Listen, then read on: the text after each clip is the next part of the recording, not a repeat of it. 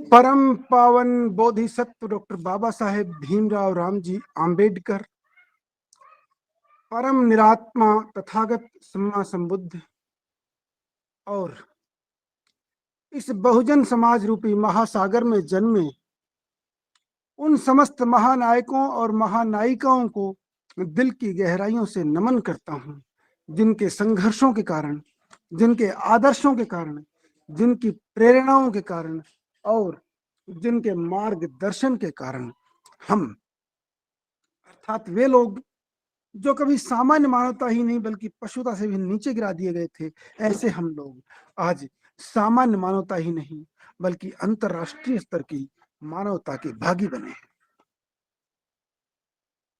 मैं बहुत बहुत आभारी हूं हमारे इस महान धम्म कारवां के महानायक पूज्य भदंत करुणाशील राहुल जी का, कि पूज्य भदंत ने ये बहुत ही खूबसूरत और बेहतरीन आंदोलन चला करके धम्म को जो गति प्रदान की है वो। सर वीडियो नहीं आ रही। सर सर यहाँ लाइट नहीं है इसलिए वीडियो नहीं आ पाएगा सर। ठीक है डॉक्टर साहब। जी सर। सर जो ही लाइट आएगी मैं वीडियो ऑन कर दूंगा। जी तो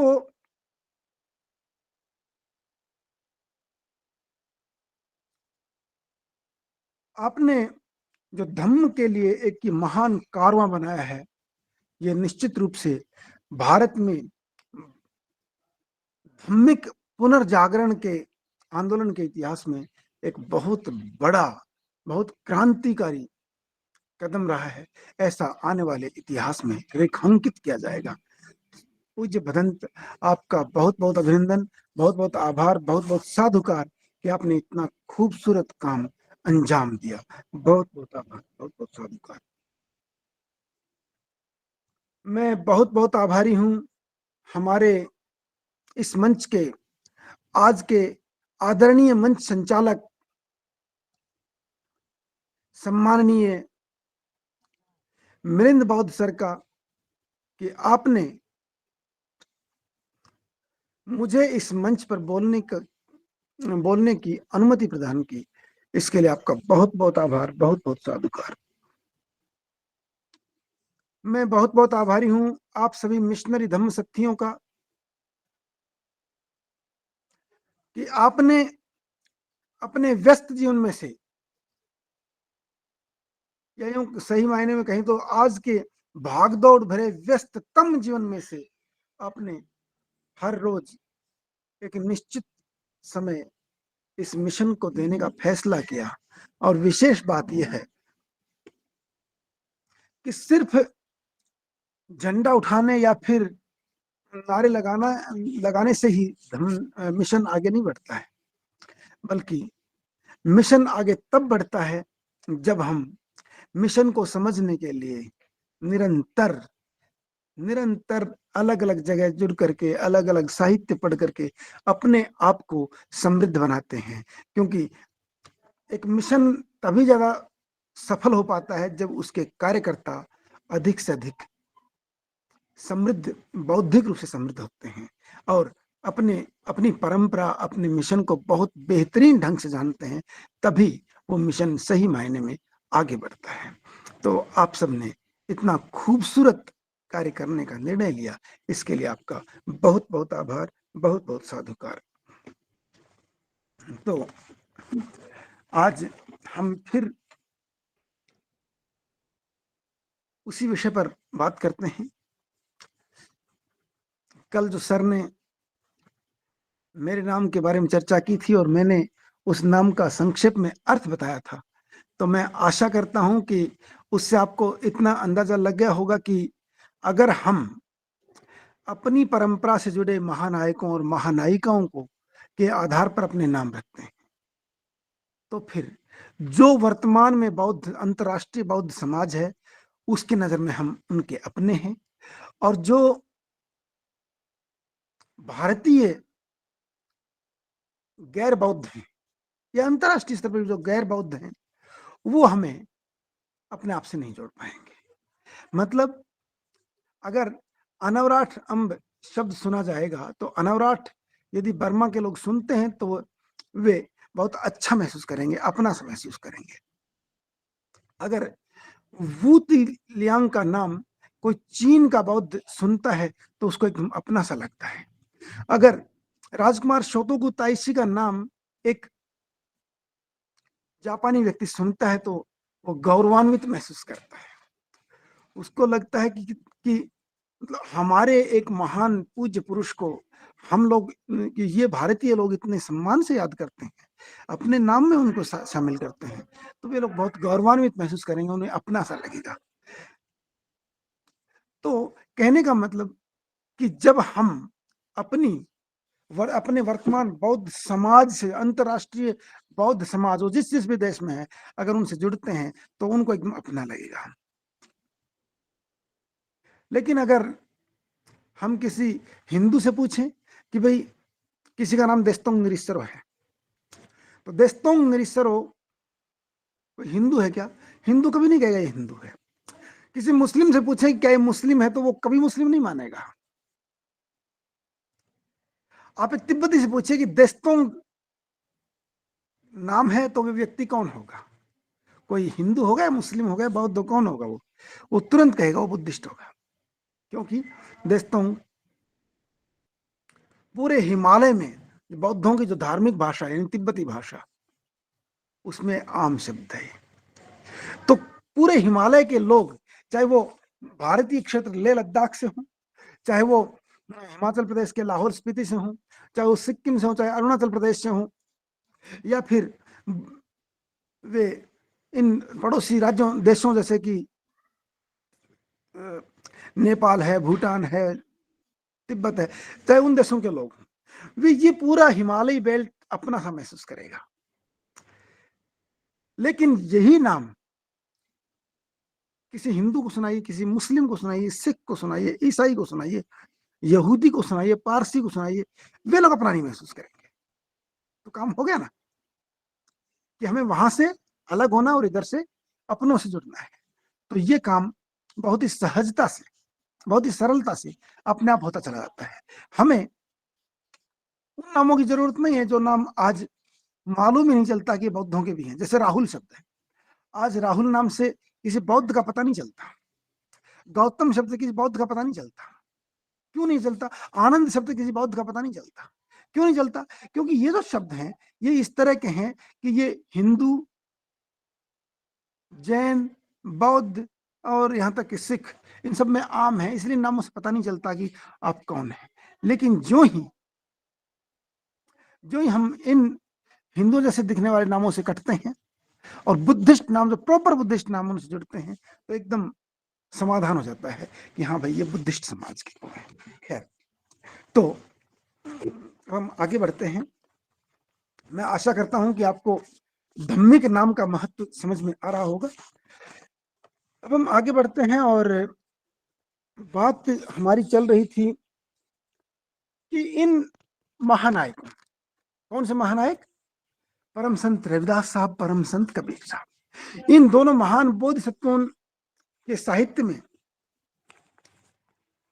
जो बौद्ध परंपरा से, धम्मिक परंपरा से जुड़े हुए वाक्यांश मिलते हैं, शब्दावली मिलती है, तो उससे क्या हम ये माने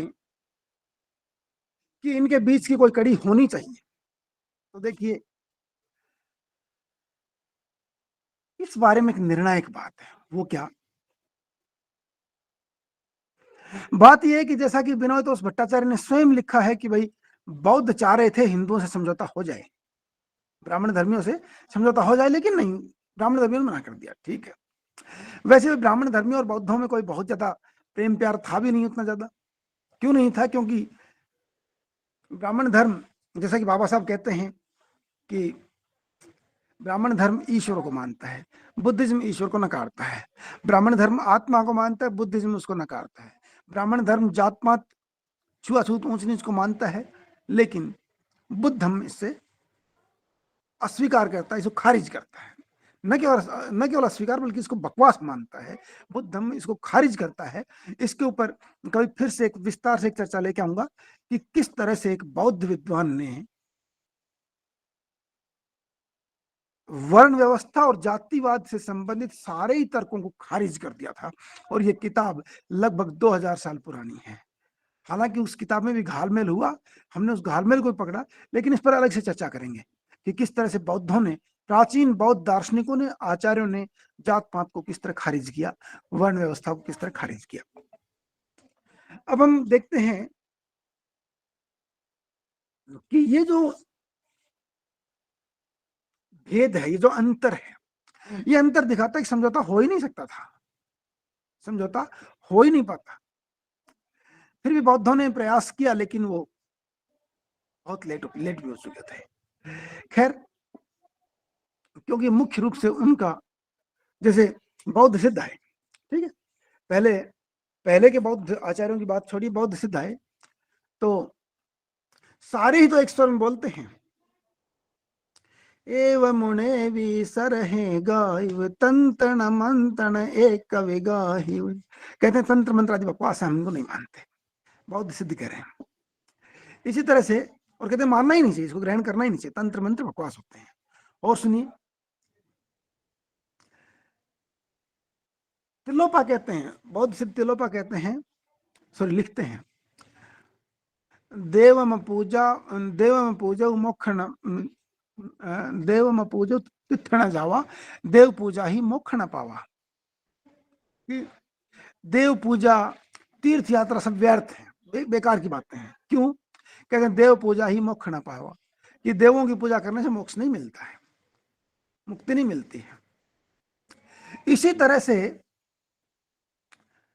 मान सिद्ध कान्हपा लिखते हैं, एक कुण किज्जई तंत्र मंत्रणी घरणी लई कैली करंत, कि एक भी तंत्र मंत्र आदि को नहीं मानना है। आप सोच के देखिए कि ये जो पूरी धारा है, इस धारा को ब्राह्मण धर्मी कैसे स्वीकार कर सकते थे? उनका पूरा धर्म ऐसी बातों पर टिका हुआ, वो कैसे मानते बेचारे? तो समझौता नहीं हो सकता था। लेकिन बौद्ध सिद्धों का मानना था कि ये इंसान के अंदर जो सच्चा प्रवाह, जीवन का प्रवाह बह रहा है, जो कि किसी भी तरह की कठोरता के खिलाफ है, सहज सरल जीवन अपने आप में चलता है, यानी न तो इस अंत में ना उस अंत में, बिल्कुल जो मध्यम मार्ग है, संतुलन का मार्ग है, जो बिल्कुल सहज प्रवाह है, तो सहज ज्ञान उसको मानता है। तो ऐसे में उनका ये मानना था कि ये सारे आडंबर हैं, चाहे वो देव पूजा हो, चाहे वो तीर्थ यात्रा हो, चाहे वो दीवा बाती करना हो, सबको व्यर्थ मानते थे। उनका मानना था ये इंसान को भटकाने की बात है। सच्ची बात है, इंसान अपने वर्तमान क्षण से जुड़े, यही सबसे बड़ी चीज है। तो ऐसे में ये दो चीजें विरोधी हो गई, और किसी भी तरह से बौद्धों का और इनका समझौता नहीं हुआ था, बल्कि संघर्ष चल रहा था, विरोध चल रहा था आपस में।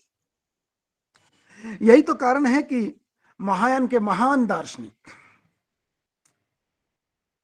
6ठी शताब्दी के महान चिंतक आचार्य धर्मकीर्ति लिखते हैं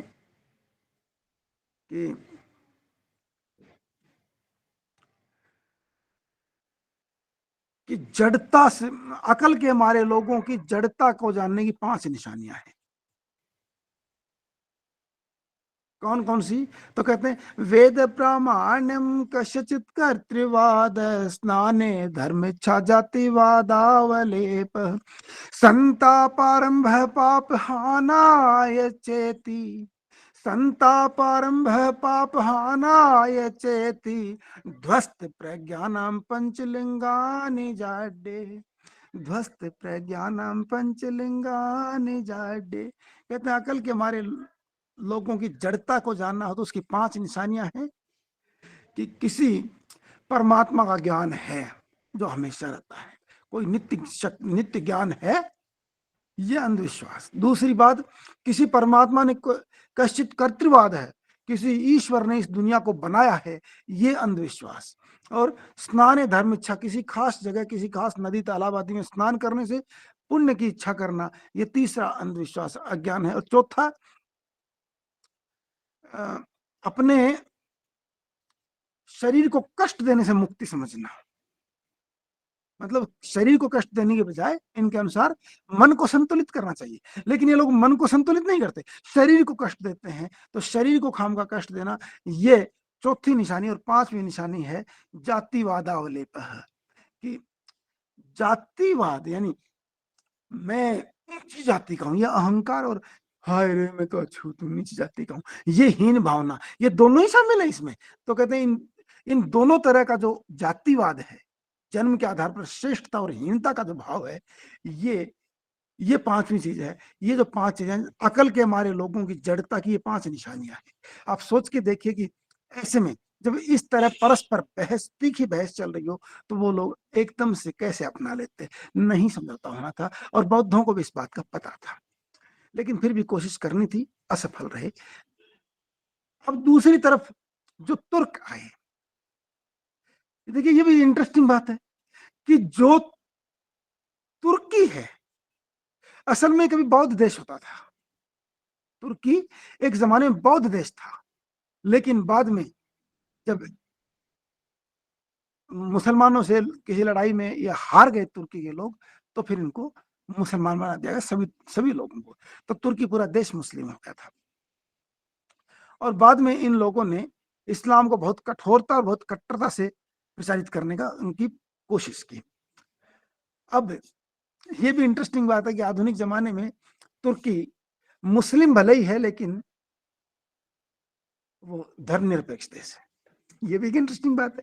हालांकि अब पिछले 20 सालों में तो हर एक देश में कट्टरता बढ़ी है धार्मिक तौर पर, लेकिन फिर भी मतलब जिनकी छवि धर्मनिरपेक्ष देशों की रही है, उनमें तुर्की का नाम काफी ऊंचा रहा है। खैर, तो लेकिन जब जब ये तुर्की के मुसलमान भारत आए, तो इन लोगों ने यहाँ आकर के, क्योंकि काफी लंबा वक्त हो गया, शायद 200-300 साल बाद में, जब इन मुस्लिम बनने के बाद में जब ये आए, तो एक उत्साही मुस्लिम के तौर पर ही आए। और इन्होंने, लेकिन इनमें भी ऐसा नहीं था कि सभी यूं ही उलझुल लोग थे, बल्कि एक इंटरेस्टिंग बात होगी क्या, कि इनमें से कुछ लोग ऐसे थे जिनको जिनको बुद्धिस्ट लोगों ने पहले अपने अधीन बनाया था, और वे लोग अब बदला ले रहे थे। उनमें से बख्तियार खिलजी जैसे लोग उनमें से थे। खैर, तो जब बख्तियार खिलजी ने उदंतपुरी पर हमला किया और उदंतपुरी में खून खराबा किया, और उसके बाद में तुर्क मुसलमानों की छवि बन गई कि ये बुद्धिज्म के खिलाफ है, और उसके कारण इन मुसलमानों में बुद्धिस्ट समाज अपना विरोधी देखती थी, उधर ब्राह्मण समाज से भी, ब्राह्मण धर्म से भी को भी अपना विरोधी देखती थी, और यहां भी।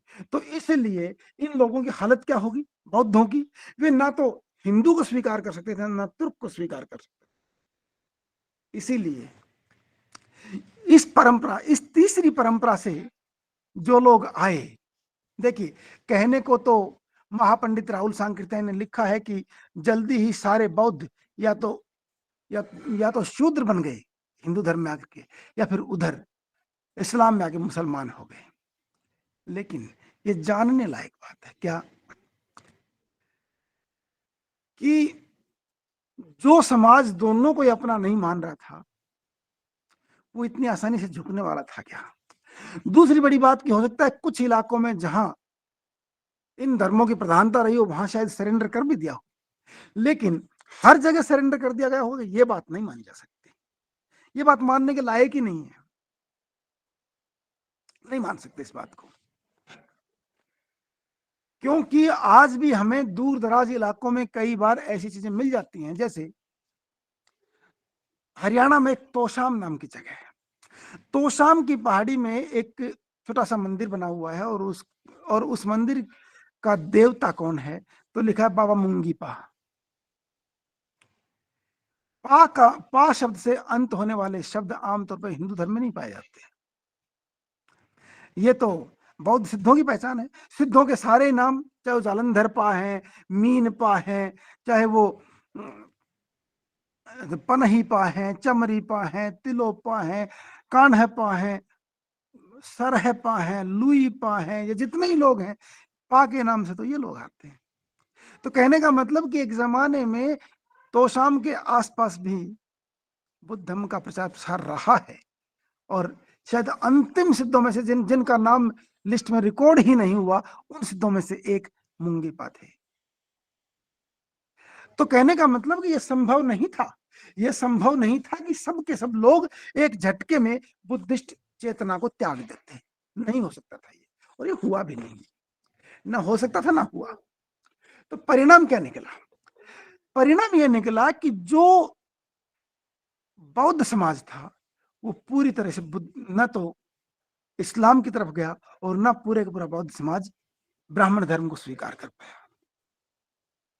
तो इन दोनों को स्वीकार न करने की परंपरा अंग्रेजों के जमाने तक चलती रही। इसीलिए जब 1906 में मुसलमानों ने ये मांग रखी ब्रिटिश सरकार के सामने कि हमें हमें हिंदुओं से ज्यादा अधिकार दिए जाएं, तो अंग्रेजों ने सवाल रखा, भाई क्यों दिए जाएं, तुम लोगों में क्या खास है, हिंदू तो बहुत ज्यादा हैं, बड़ी संख्या में।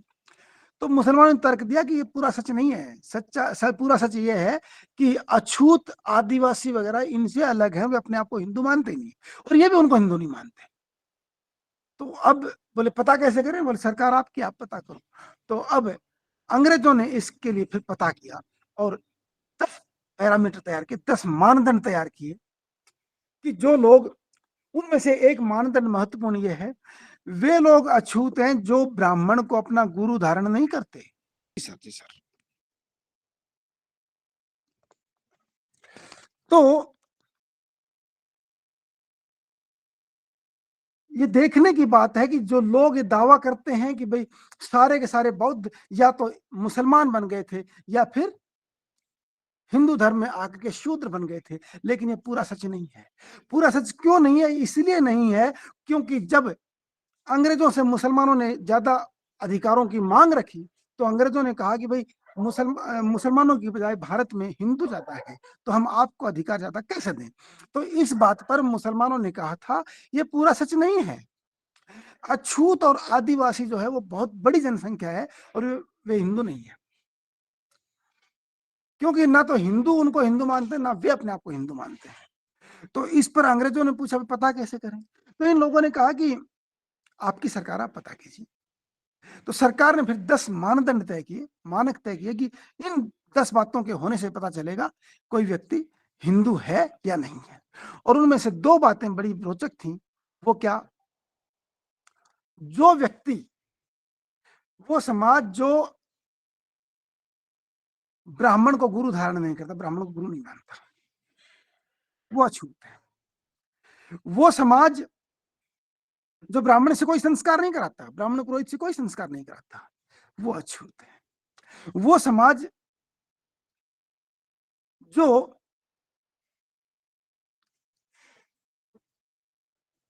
वो समाज जो जिसके यहाँ ब्राह्मण खुद भी नहीं आता, वो समाज जो अपने मुर्दों को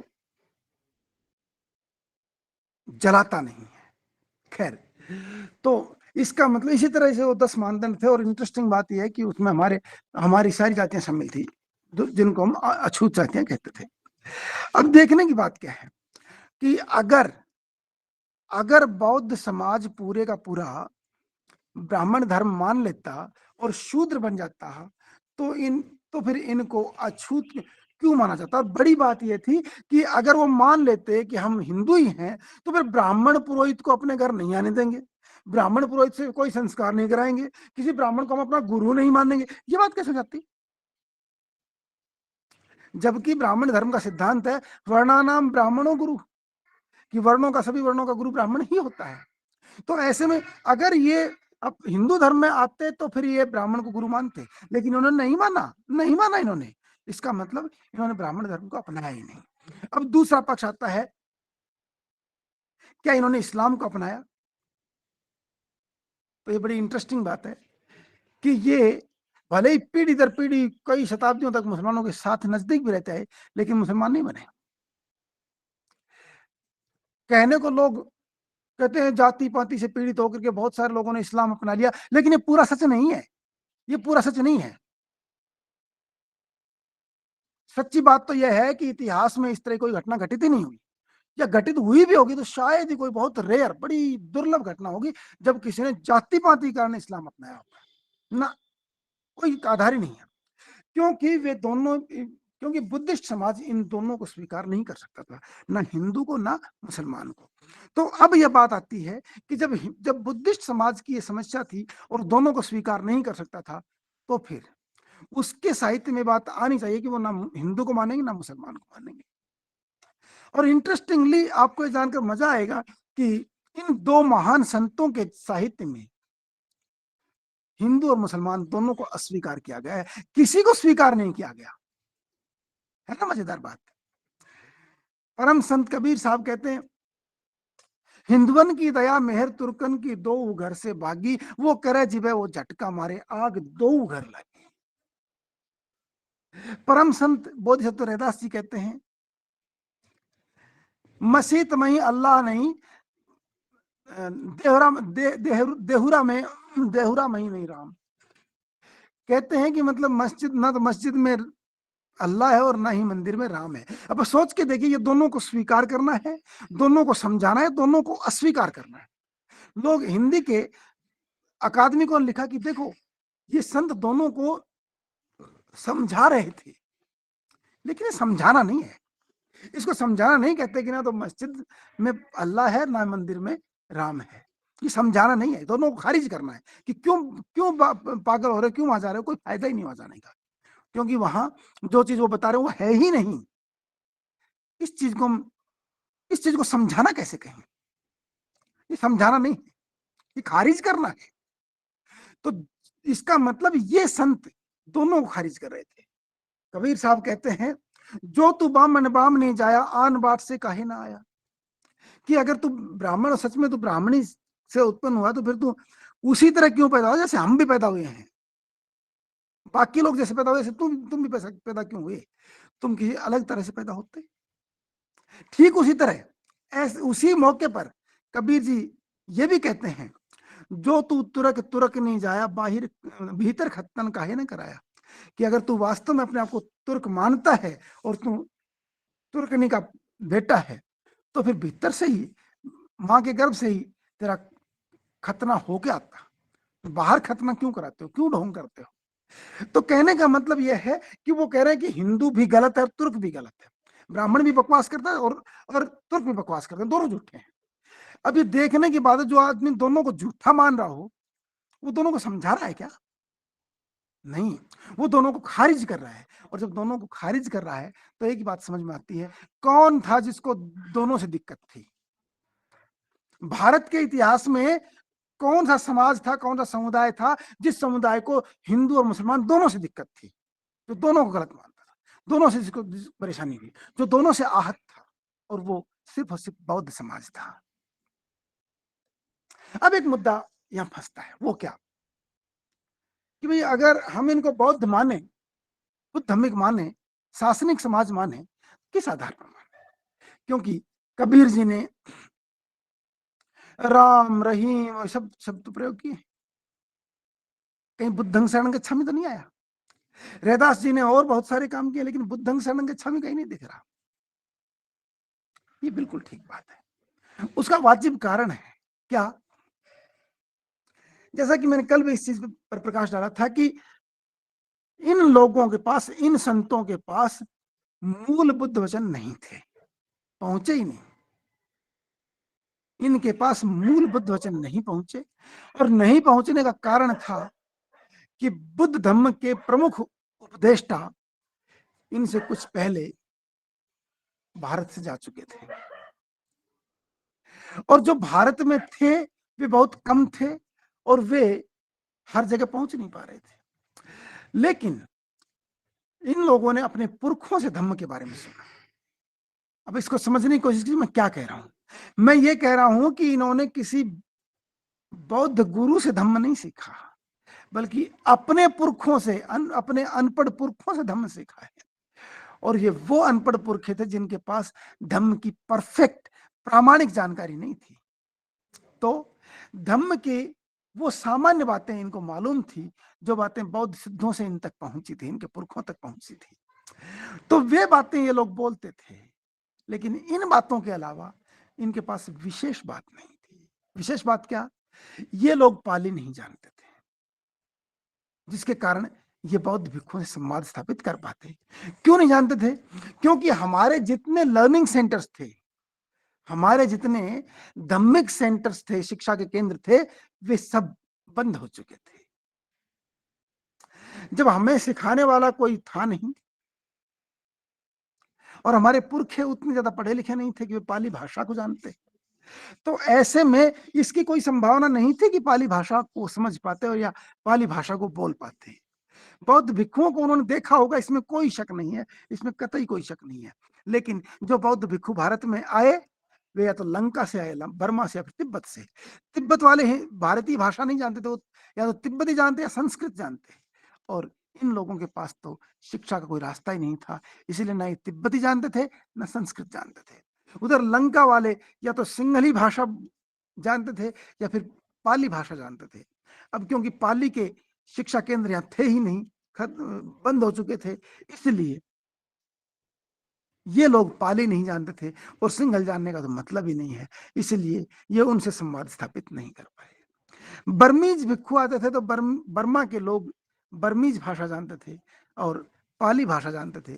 कुछ लोग संस्कृत भी जानते हों, लेकिन इन तीनों ही भाषाओं से हमारे पुरखे अपरिचित थे।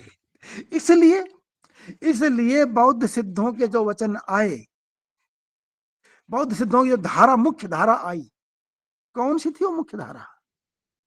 तो बौद्ध सिद्धों की वो जो धारा थी ना, कि जात पात को नहीं मानना है, मूर्ति पूजा को, मतलब सॉरी, देव पूजा को नहीं मानना है, तीर्थ यात्रा वगैरह नहीं करने हैं, व्रत उपवास नहीं करने, सब आडंबर है, माला नहीं जपनी है, मंत्र नहीं, मंत्र की साधना नहीं करनी, सब बकवास बातें हैं, आपको अपने आप से, अपने जीवन के सच्चे प्रवाह से जुड़ना है। तो ये बात बौद्ध सिद्धों ने बार बार कही थी। ये आम बातें बिना किसी रोक टोक के सीधी इन संतों के पास पहुंच गई, क्योंकि इनके महान पुरखे जो बेचारे अनपढ़ थे, वे इन भाषाओं को नहीं जानते थे, लेकिन बौद्ध सिद्धों का जो ज्ञान उस समय समाज में प्रचलित था और जो इनके पुरखों तक पहुंचा था, वो बौद्ध सिद्धों का ज्ञान इन तक पहुंचा, और वो डायरेक्ट पहुंचा, क्योंकि इनके अपने पुरखों से पहुंचा, और वो डायरेक्ट इनके पास पहुंचा। तो परिणाम यह निकला कि वो सारी बातें जो बौद्ध सिद्धों की, ये जो बातें हैं, सारी की सारी बातें रैदास कबीर दोनों में मिलती हैं, बड़े सुंदर ढंग से मिलती है, उनमें कोई कमी नहीं है। तो कहने का मतलब कि बुद्धं शरणं गच्छामि, धम्मं शरणं गच्छामि, संघं शरणं गच्छामि न जानने का असली कारण यह था कि भारत में जो बौद्ध भिक्षु आए, उनको देख करके अनुमान तो लगा सकते थे, लेकिन ये उनकी भाषा न जानने से संवाद स्थापित नहीं कर पाए। कुछ लोग, हमारे ही कुछ लोग कहते हैं कि भाई जो बौद्ध सिद्ध थे ना, बुद्ध धम्मिक जो लोग थे, वे लोग बाद तक आते रहे हैं, और गुरु रविदास जी ने बौद्ध सिद्धों के साथ बातें की हैं, तो इधर गुरु नानक और कबीर साहब ने बौद्ध सिद्धों से बातें की हैं, लेकिन अगर न बौद्ध विद्वानों से बातें की हैं, लेकिन अगर ऐसी बात होती ना, तो आप यकीन मानिए, मैं लिख के दे सकता हूं, अगर इन लोगों ने बौद्ध ज्ञान को प्राप्त कर लिया होता, तो फिर ये बुद्धं शरणं गच्छामि ही बोलते, चाहे कुछ भी हो जाए। ये होने की बात थी नहीं कि इतने बड़े चिंतनशील लोग, इतने गंभीर चिंतनशील की जिस बात को बोले, जो सवाल करें उसके ऊपर इतने जबरदस्त जवाब, जो कि मैंने अभी कुछ देर पहले बताए। पाथर पूजे हरि मिले तो मैं पूजूं पहाड़, ताते तो चाकी भली पीस खाए संसार। इससे पता चलता है कि ये देव में पूजो तिथ न जावा, देव पूजा ही मोक्ष न पावा का जो का तो अनुवाद है। इसी तरह से इन्होंने वो राधा स्वामी पंथ वाले लोग कबीर जी के बारे में बोलते ना कि माला तो करमाई फिरे जीव फिरे मनमाही, और मनवा तो 34 फिरे, ये तो सिमरन नहीं। तो इस तरह से माला फेरू ना हर भजू मुख से कहूं ना राम, मेरा साईं मोको भजे तब पाऊं विश्राम। तो ये जो सारी बातें ये बता रही हैं कि इन संतों के पास वो जो क्रांतिकारी चेतना है वो ज्यों की त्यों आई है बिना किसी दिक्कत, और वही क्रांतिकारी चेतना इनको अपने पुरखों से प्राप्त हुई थी। इनके पुरखों को भी बुद्धं शरणं गच्छामि नहीं मालूम था, और इनको भी नहीं मालूम था। तो इसलिए, लेकिन कुछ लोग हमारे कहते नहीं नहीं, इन सब हमारे संतों को तो बड़ा गहरा ज्ञान था बुद्ध धर्म का। ऐसी बात नहीं है। देखिए, हमें ईमानदारी से बातों को स्वीकार करना चाहिए, वरना अगर हम इस तरह उत्साह में आके बिना सोचे समझे और बहुत सारी सच्चाइयों को अनदेखा करके अगर हम कुछ भी बोलना शुरू कर देंगे, तो कल को हम फंस जाएंगे, हम तर्क नहीं कर पाएंगे, बात नहीं कर पाएंगे लोगों से। कैसे, एक भाई ने एक वीडियो बनाया, लिखा कि देखो, गुरु रैदास जी ने, गुरु रैदास जी को तो बुद्ध का वो असली नाम भी पता था। असली कौन सा? सुकिति। अच्छा जी, सुकिति नाम जो है बुद्ध का कहाँ मिला सबसे पहले में? वो एक ही जगह मिलता है। किस जगह? बुद्ध के अस्थि कलश के ऊपर लिखा हुआ था सुकिति। अब सवाल उठता है, और किस लिपि में लिखा था? धम्म लिपि में, ब्राह्मी लिपि जिसको धम्म लिपि कहते हैं, धम्म लिपि में था, और भाषा पाली थी। सवाल उठता है, अकेले गुरु रैदास को ये कैसे पता चला कि सुकिति बुद्ध का नाम था, जबकि साहित्य में बहुत बार सुकिति नाम बुद्ध का आता ही नहीं है। आप चाहे आचार्य बुद्ध घोष का सिद्धार्थ चरितम पढ़ लीजिए, चाहे आचार्य अश्व घोष का बुद्ध चरितम पढ़ लीजिए, चाहे आप और भी बहुत सारे ग्रंथ, जैसे कि ये एक ग्रंथ है ललित विस्तर है, चाहे उसको पढ़ लीजिए। और भी कई ग्रंथों में बुद्ध की जीवनी आई है, लेकिन कहीं भी हमने ये नहीं पाते सुकीर्ति उनका नाम रहा होगा। तो सवाल उठता है कि अगर ये मान लें कि भाई सुकीर्ति सिद्धार्थ ही सुकीर्ति है, और यही गुरु रैदास ने कहा सुकीरत ही मम धर्म है, तारे गो भव पार, अगर ये बात, ये वचन अगर बुद्ध का, गुरु रैदास जी का उस सेंस में होता, कि सुकीर्ति के सेंस में होता, तो फिर हमें ये मानना पड़ता कि बुद्ध, गुरु रैदास जी को धम्म लिपि आती थी। अगर ये मानते हैं तो फिर ये मानना पड़ेगा कि फिर उनके अपने जमाने में जब फिरोज शाह तुगलक ने सम्राट अशोक का स्तंभ दिल्ली मंगवाया था, और तब तक कोई पढ़ नहीं पाया था, तो गुरु रैदास पढ़ सकते थे, उस जमाने के आदमी थे, लेकिन नहीं पढ़ पाए। तो कहने का मतलब कि इस तरह तुक्के मारना सही नहीं है, हमें ईमानदारी से काम करना है, वरना हम तो कह के निकल जाएंगे, बाकी लोग फंस जाएंगे, बाकी लोगों को जवाब नहीं आएगा। तो इसलिए कह के निकल जाना तो अच्छी पद्धति नहीं है। इसलिए हमें अति उत्साह में आने की जरूरत नहीं है, हमें ईमानदारी से काम करने की जरूरत है। तो सर 5 मिनट आप मुझे और दीजिए, मैं 2 एक बातें और करना चाहूंगा। वो क्या कि एक सवाल उठता है, इंटरेस्टिंग सवाल है, वो क्या कि रैदास भक्ति की बात करते हैं, कबीर भक्ति की बात करते हैं, और लोगों ने इसको भक्ति से जोड़ दिया, लेकिन वास्तव में कबीर और रैदास की जो भक्ति है वो भक्ति है, भक्ति नहीं है। ये लोग भगत थे, भक्त नहीं थे। इसका क्या मतलब है? इसका मतलब ये है कि असल में भगत जो शब्द है, ये भगत्तो भगत्तो, यानी जिसने आत्म भाव को बिल्कुल टुकड़े टुकड़े कर दिया है, अपने आप को बिल्कुल टुकड़े टुकड़े कर दिया, यानी निरात्मवाद को जिसने जीवन में स्वीकार किया है, वो भगत है। और ये बात इंटरेस्टिंगली गुरु रैदास जी के भक्ति से संबंधित एक पद में मिलती है कि वे अपने आप को खत्म करने को भक्ति मानते हैं। तो सबसे मजेदार बात यह है कि जिस ईश्वर भक्ति को के आधार पर इनको ईश्वर से जोड़ा गया, रैदास उसी को खारिज कर रहे हैं कि भक्ति नहीं, भक्ति नहीं, भक्ति नहीं, स्वामी और सेवक, कि जो भक्ति ईश्वर और मैं उसका सेवक ये भाव है, ये भक्ति नहीं है। तो मतलब अगर रैदास भक्ति के उन रूपों को नकार रहे हैं जिन रूपों के आधार पर उनको भगत घोषित कर दिया गया, तो इसका मतलब दाल में कुछ काला तो है। तो लेकिन रैदास ने जो आपो गई तब भक्ति पाई, ये जो बात कही है, इससे साफ पता चलता है कि रैदास की भक्ति आत्म अपने आप को मिटाने की है। और अपने आप को मिटाना यानी अपने आप को एक नित्य सत्ता मानने को अस्वीकार कर देना, यही सिद्धांत बुद्ध धर्म की मूल चेतना है। इसलिए मैं समझता हूं कि यहाँ भगत का मतलब भगतो, जिसने जिसने आत्मात को भग्न कर दिया है। ये भले ही उस जमाने में ये अलग अलग शब्द ना मालूम ना रहे हों, लेकिन इनकी भाषा से, इनकी रचनाओं से जो भाव उभरते हैं वो तो यही उभरते हैं कि इस शब्द का सही अर्थ सिर्फ पाली के सहयोग से ही हो सकता है। भले ही उस जमाने में पाली भाषा नहीं थी, ये सच है, लेकिन इसके बावजूद कुछ मतलब जो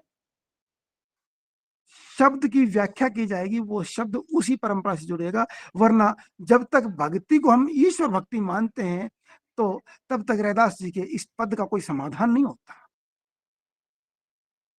कि स्वामी सेवक भाव भक्ति नहीं है। इसी तरह उन्होंने पूरा पद दिया है बड़ा सा, और उसमें भक्ति की बहुत सारी उन सब बातों को काट दिया गया जो ईश्वर भक्ति पर लागू होती है। तो तब तो सवाल उठेगा ना कि तब फिर इसकी इनकी भक्ति का क्या मतलब है। एक विद्वान ने कहा कि भक्ति का सीधा सा मतलब है, भग माने भग्न कर दिया है, और ती माने तीन को। तीन क्या? राग द्वेष मोह। राग द्वेष मोह को का जब भग्न किया जाता है तब भक्ति होती है। तो भक्ति का मतलब निब्बाण। तो उन्होंने कहा कि निब्बाण के अर्थ में भक्ति है, और ये तभी संभव है जब रैदास जी का एक पद सामने आता है, आपो गई तब भक्ति पाई। तो कहने का मतलब या तो रैदास जी का एक पद है नहीं, और अगर है तो इसकी व्याख्या सिर्फ बौद्ध संदर्भ से ही हो सकती है और किसी संदर्भ से हो ही नहीं सकती।